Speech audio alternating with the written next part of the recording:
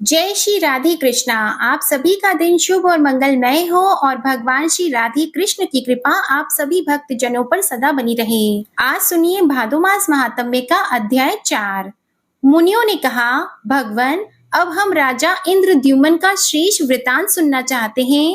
उस श्रेष्ठ तीर्थ में जाकर उन्होंने क्या किया। तब श्री ब्रह्मा जी बोले, मुनिवरों सुनो, मैं उस क्षेत्र के दर्शन और राजा के कृत्य का संक्षेप से वर्णन करता हूँ। उस त्रिभुवन विख्यात पुरुषोत्तम क्षेत्र में जाकर महाराज इंद्रद्युम्न ने रमणीय स्थानों और नदियों का दर्शन किया। वहां एक बड़ी पवित्र नदी बहती है जो विंध्याचल की घाटी से निकली है। वह स्वित्रोत्पला के नाम से विख्यात, सब पापों को दूर करने वाली तथा कल्याणमयी है। उसका स्रोत बहुत बड़ा है। उसकी महत्ता गंगा जी के समान है। वह दक्षिण समुद्र में मिली है। वह पुण्य सलीला सरिता महानदी के नाम से विख्यात है। उसके दोनों किनारों पर अनेकों गांव और नगर बसे हुए हैं। वे सभी गांव अच्छी फसल होने के कारण बड़े मनोहर दिखाई देते हैं। वहां के लोग बड़े हृष्ट पुष्ट होते हैं और वहां रहने वाले ब्राह्मण, क्षत्रिय, वैश्य तथा शूद्र शांत भाव से अलग अलग अपने धर्मों में तत्पर दिखाई देते हैं। ब्राह्मणों के मुख से छहों अंग, पद और क्रम से युक्त वैदिक वाणी निकलती रहती है। कोई अग्निहोत्र में लगे रहते हैं और कोई उपासना में। वे समस्त शास्त्रों के अर्थ समझने में कुशल, यज्ञकर्ता एवं प्रचुर दक्षिणा देने वाले होते हैं। वहां चबूतरों, सड़कों, वनों, उपवनों, सभा मंडपों, महलों और देव मंदिरों में महान जन समुदाय एकत्रित होकर इतिहास, पुराण, वेद, वेदांग, काव्य एवं शास्त्रों की कथा सुनते रहते हैं। उस देश की स्त्रियों को अपनी रूप और यौवन पर गर्व होता है। वे सभी उत्तम लक्षणों से संपन्न होती हैं। उस क्षेत्र में सन्यासी, वानप्रस्थ, सिद्ध, स्नातक, ब्रह्मचारी, मंत्र सिद्ध, तपस्या सिद्ध और यज्ञ सिद्ध पुरुष निवास करते हैं। इस प्रकार राजा ने उस क्षेत्र को परम शोभायमान देखा। इसलिए मन में यह निश्चय किया कि यहीं रहकर परम देव, परम अपार, परम पद, सनातन भगवान श्री विष्णु की आराधना करूंगा। यही भगवान का मानस तीर्थ पुरुषोत्तम क्षेत्र है। यह बात मुझे मालूम हो गई क्योंकि यहाँ कल्प वृक्ष स्वरूप विशाल वट वृक्ष खड़ा है। यही इंद्र नीलमणि की बनी हुई मणिमय प्रतिमा है जिसे भगवान ने स्वयं छिपा दिया है, क्योंकि यहाँ दूसरी कोई प्रतिमा दिखाई नहीं देती। मैं ऐसा प्रयत्न करूंगा जिससे सत्य पराक्रमी जगदीश्वर भगवान विष्णु मुझे प्रत्यक्ष दर्शन दें। मैं अनन्य भाव से भगवान में मन लगाकर यहाँ यज्ञ, दान, तपस्या, होम, ध्यान, पूजन तथा उपवास आदि के द्वारा विधि पूर्वक उत्तम व्रत का पालन करूंगा। साथ ही यहाँ श्री विष्णु भगवान के मंदिर बनाने का कार्य भी प्रारंभ करूंगा। द्विजवरों, यह सोचकर महाराज इंद्रद्युम्न ने वहां भगवान का मंदिर बनवाने के लिए कार्य आरंभ किया। उन्होंने ज्योतिष शास्त्र के पारंगत समस्त आचार्यों को बुलाकर बड़ी प्रसन्नता के साथ यत्न पूर्वक भूमि का शोधन कराया। इस कार्य में ज्ञान संपन्न ब्राह्मणों, वेद शास्त्र के पारंगत अमात्यों, मंत्रियों तथा वास्तु विद्या के विद्वानों का भी सहयोग प्राप्त था। उन सबके साथ भली भांति विचार करके शुभ दिन और शुभ मुहूर्त में, जबकि उत्तम चंद्रमा और नक्षत्रों का योग था तथा ग्रहों की भी अनुकूलता थी, राजा ने श्रद्धा पूर्वक अर्घ दिया। उस समय जय जयकार तथा मंगलमय शब्द हो रहे थे। भांति भांति के वाद्यों की मनोहर ध्वनि गूंज रही थी। वेद मंत्रों के गंभीर घोष और मधुर संगीत हो रहे थे। फूल, लाजा, अक्षत, चंदन भरे हुए कलश तथा दीपक आदि के द्वारा पूजा कार्य संपन्न किया गया था। इस प्रकार अर्घ दान देकर महाराज इंद्रद्युम्न ने शूरवीर कलिंगराज, उत्कल राज और कौशल राज को बुलाकर कहा, राजाओं, तुम सब लोग एक ही साथ मंदिर की निर्मित शिला ले आने के लिए जाओ। अपने साथ प्रधान प्रधान शिल्पियों को भी, जो शिला खोदने के काम में निपुण हो, उन्हें ले लो। विंध्याचल बहुत विस्तृत पर्वत है। वह अनेकों कंदराओं से सुशोभित है। उसके सभी शिखरों को भली भांति देखकर सुंदर सुंदर शिलाएं कटवाओ और उन्हें छकड़ों तथा नाव पर लाद कर ले आओ। विलंब न करो। इस प्रकार राजाओं को शिला के लिए जाने की आज्ञा देकर महाराज ने अमात्यों और पुरोहितों से कहा, सर्वत्र शीघ्रगामी दूत भेजे जाएं और वे पृथ्वी के समस्त राजाओं के पास जाकर मेरी यह आज्ञा सुना दें। राजाओं, महाराज इंद्रद्युम्न की आज्ञा के अनुसार तुम सब लोग हाथी, घोड़े, रथ और पैदल सेना तथा अमात्यों एवं पुरोहितों के साथ चलो। ऐसी आज्ञा पाकर दूत राजाओं के पास गए और सबको महाराज की आज्ञा सुना दी।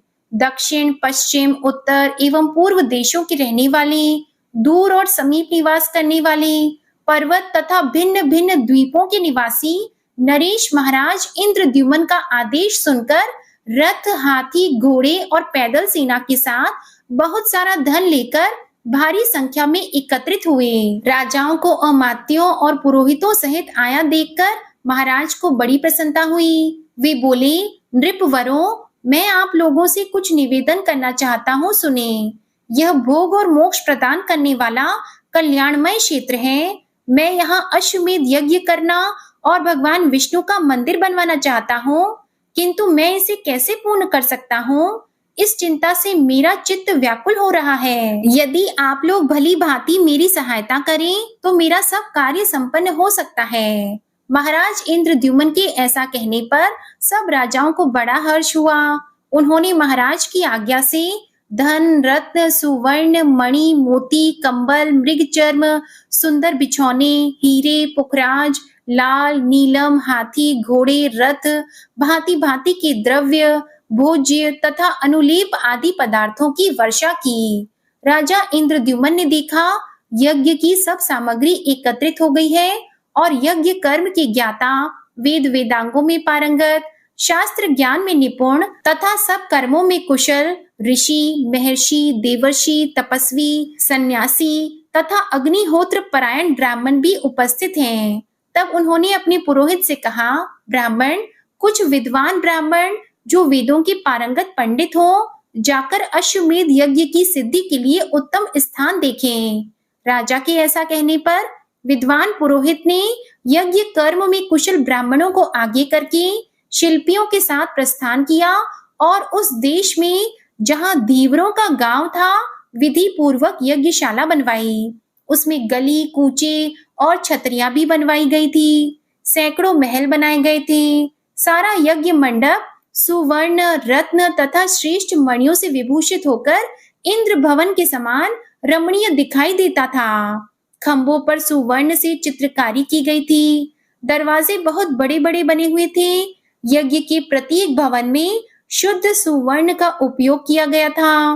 धर्मात्मा पुरोहित ने भिन्न भिन्न देशों के निवासी राजाओं के लिए अंतःपुर भी बनवाए थे। नाना देशों से आए हुए ब्राह्मणों और वैश्यों के लिए भी उन्होंने अनेक शालाएं बनवाई थी। महाराज इंद्रद्युम्न का प्रिय करने के लिए समस्त राजा अनेक प्रकार के रत्न लेकर वहां आए थे। साथ ही उनकी स्त्रियां भी उत्सव में सम्मिलित हुई थी। महाराज ने उन समस्त समागत अतिथियों के लिए ठहरने के स्थान, शैया, भांति भांति के भोज्य पदार्थ, महीन चावल, ईख का रस और गो रस आदि प्रदान किए। उस महायज्ञ में जो भी श्रेष्ठ ब्राह्मण पधारे, उन सबको राजा ने स्वागत पूर्वक ग्रहण किया। महातेजस्वी नरेश ने दंभ छोड़कर स्वयं ही सब ब्राह्मणों का सब तरह से स्वागत सत्कार किया। इसके बाद शिल्पियों ने अपनी शिल्प रचना का कार्य पूरा करके राजा को यज्ञ मंडप तैयार हो जाने की सूचना दी। यह सुनकर मंत्रियों सहित राजा बहुत प्रसन्न हुए। उनके शरीर में रोमांच हो आया। यज्ञ मंडप तैयार हो जाने पर महाराज ने ब्राह्मण भोजन का कार्य आरंभ कराया। प्रतिदिन जब 1 लाख ब्राह्मण भोजन कर लेते, तब बारंबार मेघ गर्जना के समान गंभीर स्वर में दुंदुभी की ध्वनि होने लगती थी। इस प्रकार राजा के यज्ञ की वृद्धि होने लगी। उसमें अन्न का इतना दान किया गया जिसकी कहीं उपमा नहीं थी। लोगों ने देखा वहां दूध, दही और घी की नदियां बह रही हैं। अलग अलग जनपदों के साथ समूचे जम्बू द्वीप के लोग वहां जुटे थे। वहां कितने ही सहस्त्र पुरुष बहुत से पात्र लेकर इधर उधर से इकट्ठा हुए थे। राजा के अनुगामी पुरुष ब्राह्मणों को तरह तरह के अनुपान और राजाओं के उपभोग में आने वाले भोज्य पदार्थ परोसते थे। यज्ञ में आए हुए वेद वेत्ता ब्राह्मणों तथा राजाओं का महाराज ने पूर्ण स्वागत सत्कार किया। इसके बाद उन्होंने राजकुमारों से कहा। राजा बोले, राजपुत्रों, अब समस्त शुभ लक्षणों से युक्त श्रेष्ठ अश्व ले आओ और उसे समूची पृथ्वी पर घुमाओ। विद्वान और धर्मात्मा ब्राह्मण यहाँ होम करें और यह यज्ञ उस समय तक चलता रहे जब तक कि भगवान इसके समीप प्रकट होकर मुझे प्रत्यक्ष दर्शन न दें। ऐसा कहकर राजाओं में श्रेष्ठ इंद्रद्युम्न ने बहुत सा सुवर्ण, करोड़ों के आभूषण, लाखों हाथी घोड़े, अरबों बैल तथा सुवर्णमय सींगों वाली दुधारू गौएं, जिनके साथ कांसे के दुग्ध पात्र थे, वेद वेत्ता ब्राह्मणों को दान किए। इसके सिवा बहुमूल्य वस्त्र, हरिण के बालों से बने हुए बिछौने, मूंगा, मणि तथा हीरा, पुखराज, मोती, भांति भांति के रत्न भी दिए। उस अश्वमेध यज्ञ में याचकों और ब्राह्मणों को भांति भांति के भक्ष्य भोज्य पदार्थ प्रदान किए गए। मीठे पुए और स्वादिष्ट अन्न सब जीवों की तृप्ति के लिए बारंबार दिए जाते थे। वहां दिए गए तथा दिए जाने वाले धन का कभी अंत नहीं होता था। इस प्रकार उस महायज्ञ को देखकर देवता, दैत्य, चारण, गंधर्व, अप्सरा, सिद्ध, ऋषि और प्रजापति सब के सब बड़े विस्मय में पड़ गए। उस श्रेष्ठ यज्ञ की सफलता देखकर पुरोहित, मंत्री तथा राजा सबको बड़ी प्रसन्नता हुई। वहां कोई भी मनुष्य मलिन, दीन अथवा भूखा नहीं रहा। उस यज्ञ में किसी प्रकार का उपद्रव, ग्लानि, आदि व्याधि, अकाल मृत्यु, ग्रह पीड़ा अथवा विष का कष्ट नहीं हुआ। इस प्रकार राजा ने अश्वमेध यज्ञ तथा पुरुषोत्तम प्रासाद निर्माण का कार्य विधि पूर्वक पूर्ण किया। श्री ब्रह्मा जी कहते हैं, अश्वमेध यज्ञ के अनुष्ठान और महल निर्माण का कार्य पूर्ण हो जाने पर राजा इंद्रद्युम्न के मन में दिन रात प्रतिमा के लिए चिंता रहने लगी। वे सोचने लगे, कौन सा उपाय करूं जिससे सृष्टि, पालन और संहार करने वाले लोक पावन भगवान पुरुषोत्तम का मुझे दर्शन हो। इसी चिंता में निमग्न रहने के कारण उन्हें न रात में नींद आती न दिन में। वे न तो भांति भांति के भोग भोगते और न स्नान एवं श्रृंगार ही करते थे। वाद्य, सुगंध, संगीत, अंगराग, इंद्रनील, महानील आदि मणियां, राग, वन्य पदार्थ तथा दिव्य वस्तुओं से भी उनके मन को संतोष नहीं होता था। पत्थर, मिट्टी और लकड़ी में से इस पृथ्वी पर सर्वोत्तम वस्तु कौन है? किससे भगवान विष्णु की प्रतिमा का निर्माण ठीक हो सकता है?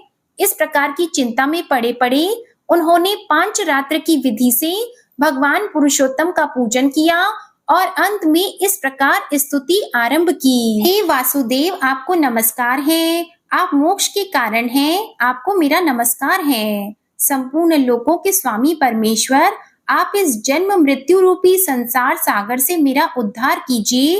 हे पुरुषोत्तम, आपका स्वरूप निर्मल आकाश के समान है। आपको नमस्कार है। सबको अपनी ओर खींचने वाले संकर्षण, आपको प्रणाम है।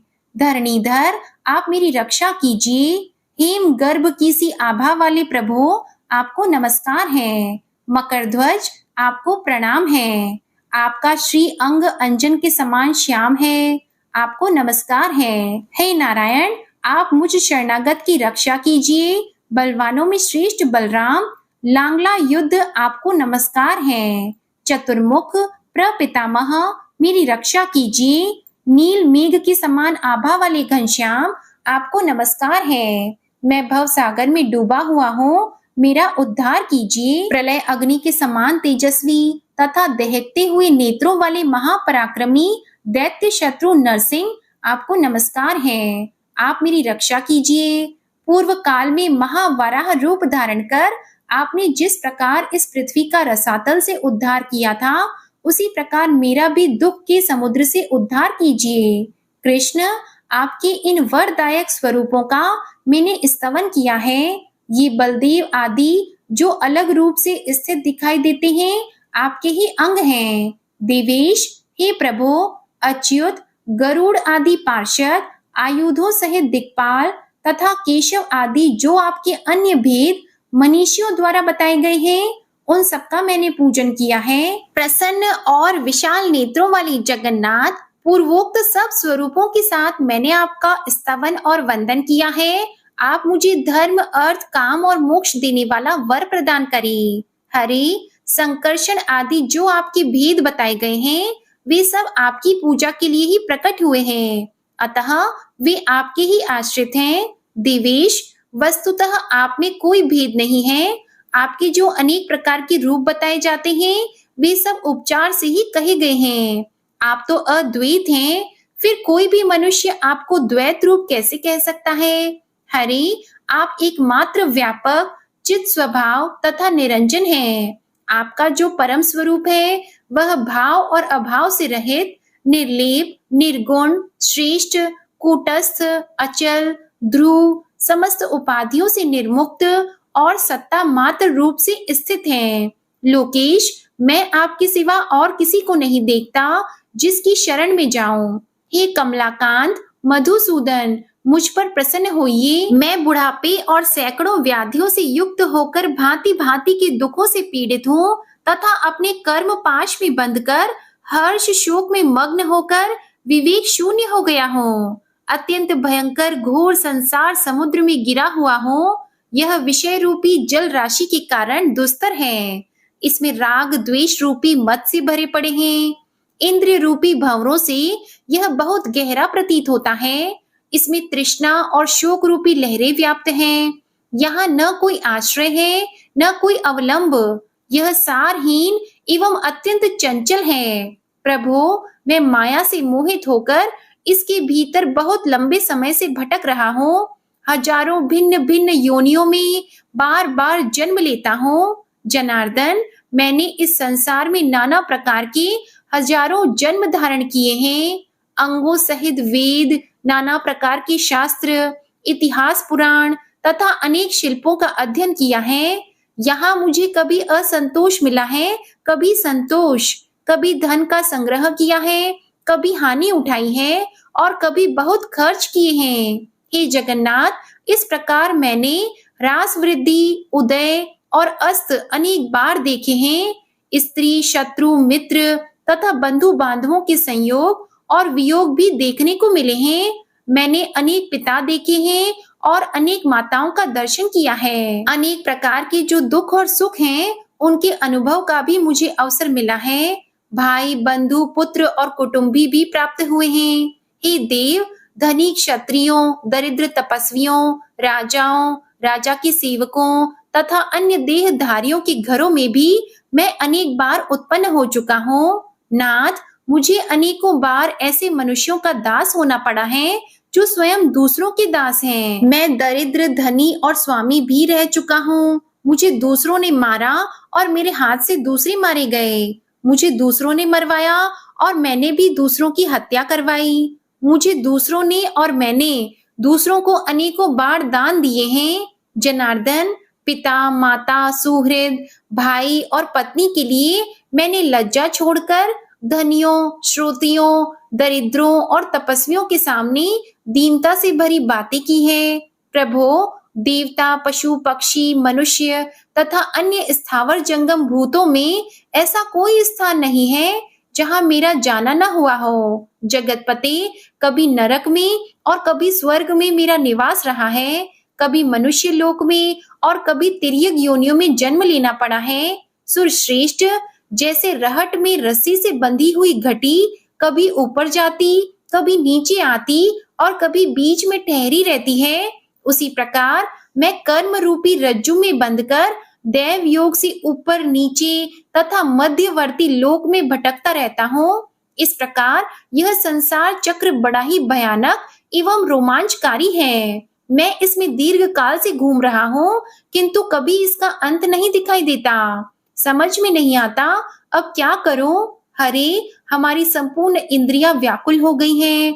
मैं शोक और तृष्णा से आक्रांत होकर अब कहाँ जाऊं? मेरी चेतना लुप्त हो रही है।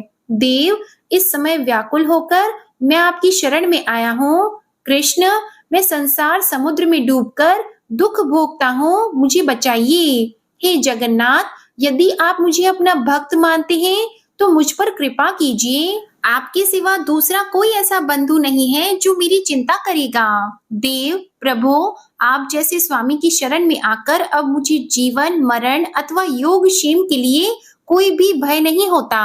श्री ब्रह्मा जी कहते हैं, राजा इंद्रद्युम्न की इस प्रकार स्तुति करने पर भगवान गरुड़ ध्वज ने प्रसन्न होकर उनका सब मनोरथ पूर्ण किया। जो मनुष्य भगवान जगन्नाथ का पूजन करके प्रतिदिन इस स्तोत्र से उनका स्तवन करता है, वह बुद्धिमान निश्चय ही मोक्ष प्राप्त कर लेता है। जो विद्वान पुरुष तीनों संध्याओं के समय पवित्र होकर इस श्रेष्ठ स्तोत्र का जप करता है, वह धर्म अर्थ काम और मोक्ष पाता है।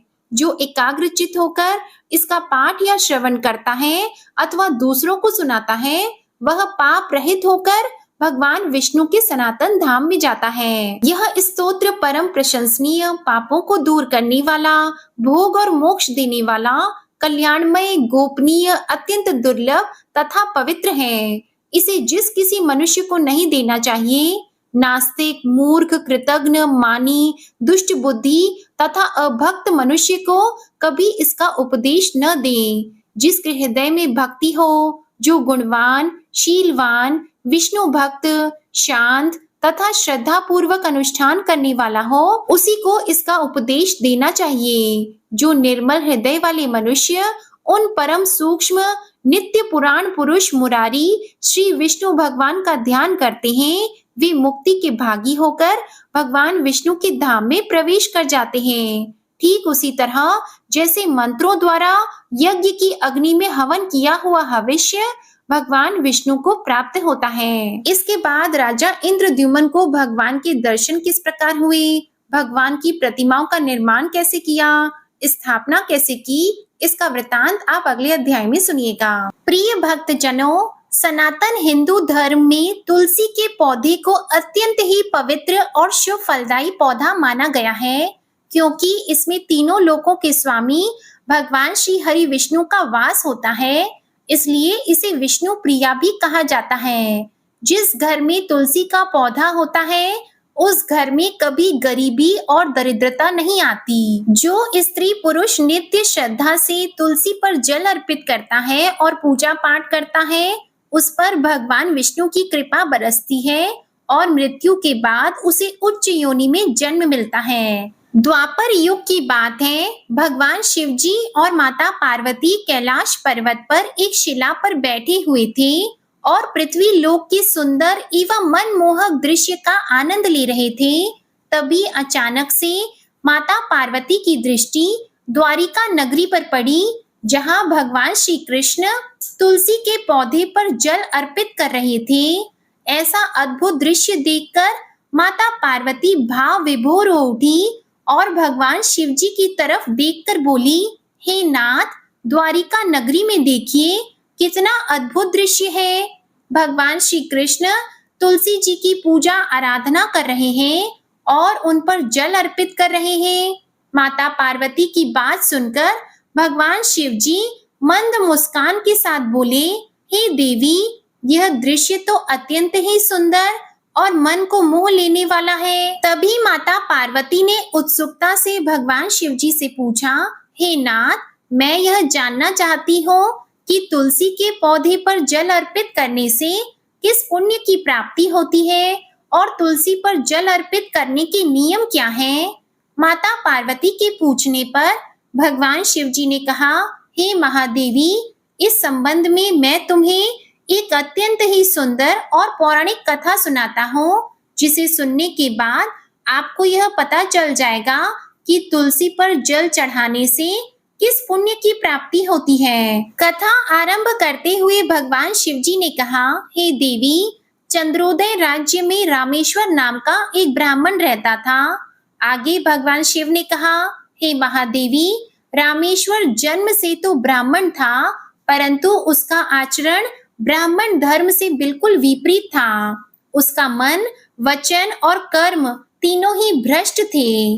वह सत्य और धर्म के मार्ग को पूरी तरह से त्याग कर पाप की अंधी गली में भटक चुका था। उसने अपने जीवन काल में ना कभी ईश्वर की पूजा की, ना कभी वेद शास्त्रों का अध्ययन किया। वह सदैव धार्मिक कार्यों से विमुख रहता था। उसका मन लोभ, वासना और छल कपट से पूरी तरह भर गया था।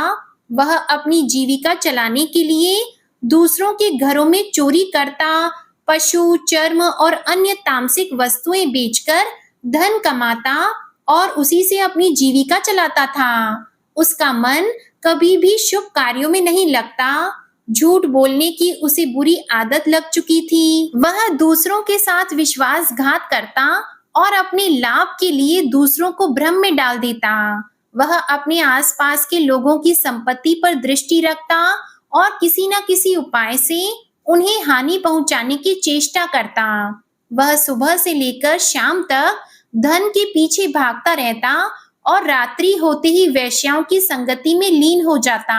उसकी रात्रियां मदिरा, वासना और जुए में डूबी रहती। वह अपने जीवन का प्रत्येक क्षण धर्म के विरोध में बिताता था।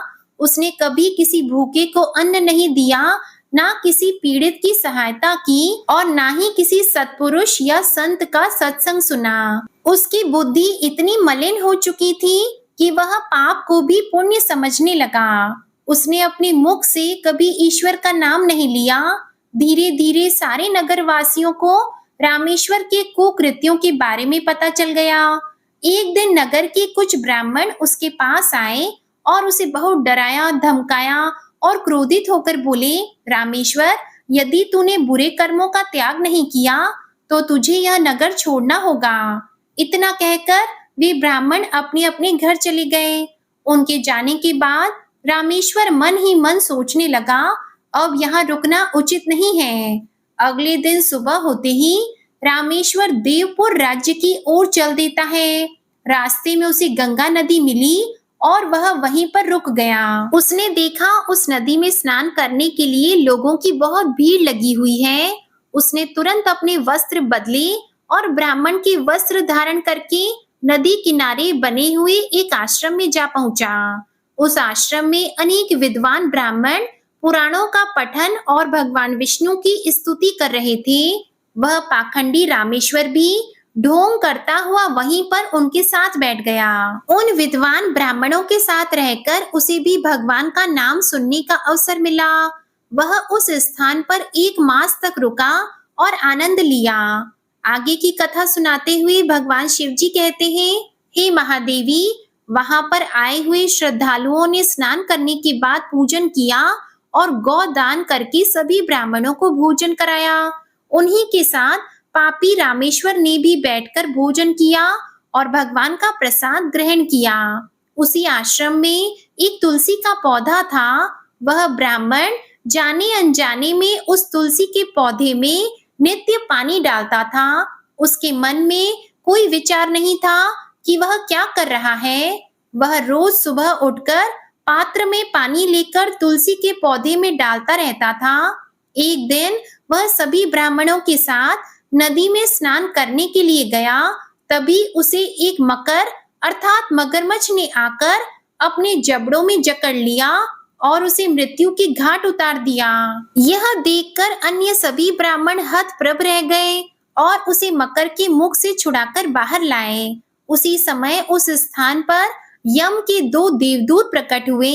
उनका रूप अत्यंत ही विशालकाय और डरावना था, जिन्हें देखकर कोई भी विचलित हो सकता था। यमदूतों ने रामेश्वर के प्राण शरीर से अलग किए और उसे यमलोक ले जाने लगे। रास्ते में जाते हुए वह ब्राह्मण जोर जोर से विलाप करने लगा और यमदूतों से कहने लगा, अरे यमदूतों, मुझे कहाँ ले जा रहे हो? मैंने तुम्हारा क्या बिगाड़ा है? तुम मुझे किस लिए ले जा रहे हो? मुझे बताओ, मेरी मृत्यु किस कारण से हुई है? रामेश्वर की ऐसी बातों को सुनकर यमदूत ने गर्जना भरी वाणी से कहा, अरे दुष्ट पापी ब्राह्मण, तूने जन्म से लेकर मृत्यु तक बहुत पाप किए हैं। तेरे पापों का घड़ा भर चुका था और तेरी मृत्यु हो गई। अब हम तुझे यमपुरी लेकर जा रहे हैं। वहां पर प्रभु यमराज तेरे पाप कर्मों का लेखा जोखा देखेंगे और तुझे तेरे द्वारा किए गए बुरे कर्मों की सजा देंगे। थोड़ी देर में यमदूत उस ब्राह्मण को लेकर यमलोक जा पहुंचे और यमराज के सामने लाकर खड़ा कर दिया। उस ब्राह्मण को देखकर यमराज ने चित्रगुप्त से कहा, चित्रगुप्त, इस जीवात्मा के कर्मों का लेखा जोखा निकालकर हमें बताओ। यमराज के आदेश अनुसार चित्रगुप्त जी ने लेखा जोखा निकाला और यमराज को बताया, हे प्रभु, इस ब्राह्मण के बुरे कर्मों का लेखा जोखा बहुत विशाल है। इसने जन्म से लेकर मृत्यु तक पाप ही पाप किए हैं। इसने कभी कोई पुण्य का काम नहीं किया। यह तो मूर्तिमान पाप ही है। इसे पूर्ण काल के लिए नरक में डाल दिया जाए। चित्रगुप्त की बात सुनकर यमराज ने यमदूतों को आदेश दिया, जाओ, इस दुरात्मा को कुंभीपाक नरक में डाल दो और इसे कठोर सजा दो। यमराज के आदेश का पालन करते हुए वे यम के दूत हंसते हुए उस पापी ब्राह्मण को अपने साथ लेकर कुंभीपाक नरक में ले गए। वहां उसे तरह तरह की कठोर यातनाएं दी गई। लावा के समान धधकती हुई अग्नि में उसे डाल दिया। यमदूतों ने जैसे ही ब्राह्मण को अग्नि में डाला, वह एकदम ठंडी हो गई। इस विचित्र दृश्य को देखकर यमदूत आश्चर्यचकित होकर एक दूसरे को देखने लगे। उन्हें समझ में नहीं आया कि ऐसा क्यों हुआ। वे सोचने लगे, इससे पहले न जाने कितने पापियों को उस अग्नि कुंड में डाला था, परंतु ऐसा तो कभी नहीं हुआ कि अग्नि कुंड एकदम से ठंडा पड़ जाए। यह देखकर यमदूत भयभीत हो उठे और शीघ्रता से धर्मराज के सामने जा पहुंचे। दूत को इस प्रकार से भयभीत देखकर यमराज ने पूछा, हे दूत, क्या बात है? तुम इतना भयभीत क्यों हो और इतनी शीघ्रता से आने का कारण क्या है? तो दूत ने उत्तर देते हुए कहा, हे प्रभु, आपने जिस ब्राह्मण को कुंभीपाक में डालने के लिए कहा था, जैसे ही हमने उसे कुंभीपाक नरक में डाला, नरक की अग्नि बुझकर एकदम ठंडी हो गई। अवश्य ही वह कोई मायावी ब्राह्मण है। देवदूत की बात सुनकर यमराज ने कहा, हे दूत, यह तो वास्तव में बड़ी ही विचित्र घटना है। ऐसा यमपुरी में पहले कभी नहीं हुआ। अवश्य ही इसके पीछे कोई गूढ़ रहस्य छिपा हुआ है। यमराज इस विषय पर विचार करने लगे। तभी उस स्थान पर नारायण नारायण का जप करते हुए देवर्षि नारद जी पधारे।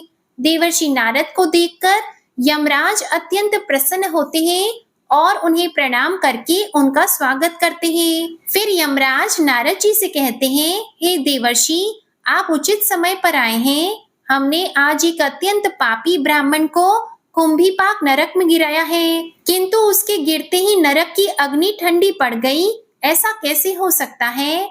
देवर्षि नारद जी यमराज की इस विवशता को भली भांति समझ गए। फिर उन्होंने वीणा पर हाथ फेरते हुए कहा, नारायण नारायण। हे सूर्य तनय, आपने जिस ब्राह्मण को कुंभीपाक नरक में डाला है, वह नरक में डालने योग्य नहीं है, क्योंकि उस ब्राह्मण के द्वारा अनजाने में एक ऐसा कर्म हो गया है जो नरक का नाश करने वाला है। हे धर्मराज, जो स्त्री या पुरुष भगवान के भक्तों के साथ रहता है, उसे उसके पुण्य का भाग अवश्य मिलता है, और यह ब्राह्मण तो 1 मास तक भगवान के भक्तों के साथ रहता है। इस ब्राह्मण ने आश्रम में रहते हुए नित्य तुलसी को जल अर्पण किया है, इसलिए यह बहुत बड़ा पुण्यवान बन गया है। इसके समस्त पाप नष्ट हो गए हैं। यह ब्राह्मण अब स्वर्ग लोक जाने का अधिकारी बन गया है। इस ब्राह्मण ने अज्ञानवश इतना पुण्य कमाया है जो जन्म जन्मांतर तक मनुष्यों को प्राप्त नहीं होता। इसलिए आप इसे नरक में इतना दंड दो ताकि इसे इस बात का बोध हो सके कि बुरे कर्मों का दंड अवश्य मिलता है। देवर्षि नारद की बात सुनकर यमराज अत्यंत प्रसन्न हुए और अपने दूतों को आदेश देते हैं कि उस ब्राह्मण को नरक से निकालकर बाहर लाओ। यमराज का आदेश पाते ही देवदूत उस ब्राह्मण को नरक लोक से बाहर ले आते हैं और यमराज के सामने लाकर खड़ा कर देते हैं। फिर यमराज उस ब्राह्मण की आत्मा को बैकुंठ लोक भेज देते हैं। आगे की कथा सुनाते हुए भगवान शिव जी ने कहा, हे महादेवी, इस प्रकार से यह दिव्य कथा समाप्त हुई। इस कथा को सुनने के बाद आपको पता चल गया होगा कि तुलसी पर जल चढ़ाने से मनुष्य के सहस्त्रों पाप नष्ट हो जाते हैं और मृत्यु के बाद उसे बैकुंठ धाम की प्राप्ति होती है। हे देवी, जो मनुष्य नित्य सुबह उठकर तुलसी की पूजा करता है, उसकी आराधना करता है, तुलसी को जल देता है, वह भगवान श्री हरि को अत्यंत प्रिय होता है। उस मनुष्य के जीवन में कभी दुर्गति नहीं होती। भगवान श्री हरि सदैव अपनी कृपा उस पर बरसाते हैं। जिन घरों में पवित्र तुलसी का पौधा होता है, वह घर सदैव सुख, शांति और समृद्धि भरा रहता है। हे देवी, जो भी स्त्री पुरुष एकादशी के दिन व्रत रखता है और भगवान विष्णु की पूजा में तुलसी पत्र अर्पण करता है, उसे सैकड़ों अश्वमेध यज्ञों के बराबर पुण्य की प्राप्ति होती है, क्योंकि तुलसी पत्र के बिना भगवान विष्णु किसी भी प्रकार का भोग स्वीकार नहीं करते और उनकी पूजा अधूरी मानी जाती है। आगे भगवान शिव जी कहते हैं, हे देवी, जिस घर में तुलसी का वास होता है, वहां यमदूत प्रवेश नहीं करते। ऐसा घर पवित्र और यमराज के भय से मुक्त रहता है। जो व्यक्ति नित्य तुलसी के दर्शन करता है, उसके केवल दर्शन मात्र से ही पाप नष्ट हो जाते हैं। स्नान, दान और तप ना भी किया जाए तो भी तुलसी का स्मरण आत्मा को मोक्ष की ओर ले जाता है। तुलसी को लक्ष्मी स्वरूपा माना गया है। तुलसी के घर में होने से घर की दरिद्रता दूर होती है, परिवार में कलह और लड़ाई झगड़े नहीं होते, घर में नकारात्मक शक्तियां नहीं आती और वातावरण शुद्ध रहता है। अगर आपके घर में तुलसी का पौधा हो तो घर के लोगों की सुख, शांति और समृद्धि के लिए तुलसी को चुनरी अवश्य चढ़ा दें। हमेशा ध्यान रखें कि तुलसी का पौधा चुनरी के बिना अधूरा होता है। तुलसी केवल एक पौधा नहीं, बल्कि वह देवी स्वरूपा है, भगवान विष्णु की भार्या हैं। इसलिए तुलसी को चुनरी अवश्य चढ़ाएं। ऐसा करने से पति पत्नी का संबंध अटूट बनता है और उनके बीच प्रेम बढ़ता है। प्रत्येक सुहागिन स्त्री को नित्य तुलसी की पूजा करनी चाहिए। ऐसा करने से उन्हें सौभाग्यशाली होने का वरदान भी प्राप्त होता है। शास्त्रों में तुलसी विवाह को विशेष पुण्यकारी माना गया है। तुलसी विवाह करने से वैवाहिक सुख, कर्ज से मुक्ति और जीवन में धार्मिक समृद्धि का मार्ग खुलता है। इस प्रकार से भगवान शिव ने देवी पार्वती को तुलसी पर जल अर्पित करने का महत्व बताया। प्रेम से बोलिए भगवान विष्णु और माता तुलसी की जय। प्रेम से बोलिए भगवान भोलेनाथ और माता पार्वती की जय। आज की कथा पसंद आई हो तो वीडियो को लाइक करके चैनल भी सब्सक्राइब कीजिएगा और कमेंट में जय श्री राधे कृष्णा जरूर लिखिएगा। इसी के साथ आज आप हमारे चैनल पर बुधवार की व्रत कथा भी जरूर सुनिएगा। जय श्री कृष्णा।